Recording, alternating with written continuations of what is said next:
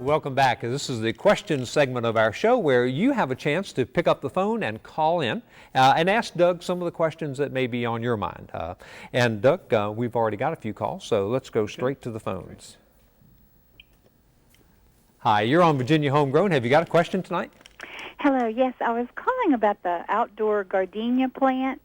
I'm sorry, which plant? The gardenia. Okay.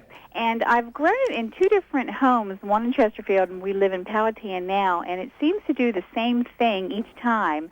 I buy it, and it's kind of small, and it's beautiful dark green leaves, and then after we plant it for a while, it even made it through the winter, but it's just kind of tall and real spindly, and it just doesn't look very healthy. And I wanted to know, how am I supposed to take care of those?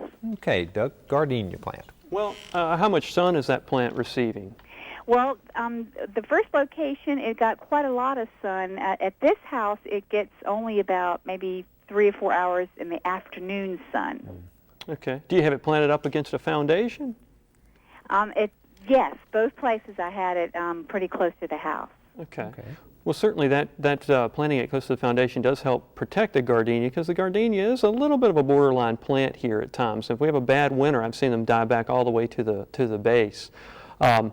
You may want to prune that plant back a little bit if you say it's growing tall and kind of has wild shoots on it, and you may want to fertilize it a little bit. And it's not a bad idea, even in planting areas, to have a soil test done to check and see if maybe there's something in the soil that you maybe need to add to it.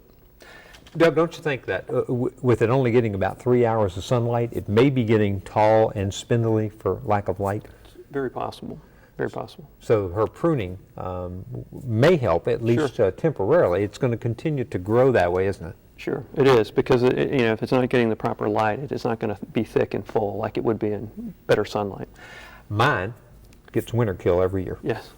And I don't know if the callers had that problem. Have you had that problem at all?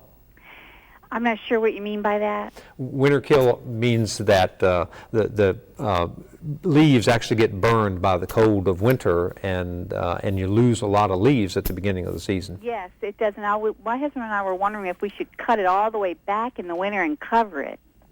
What's your advice on how far to cut it back? Well, we have, we would, suggest to maybe prune it a little bit, but we've often suggested to our clients to use burlap and so forth and cover it up that way, when it's particularly cold.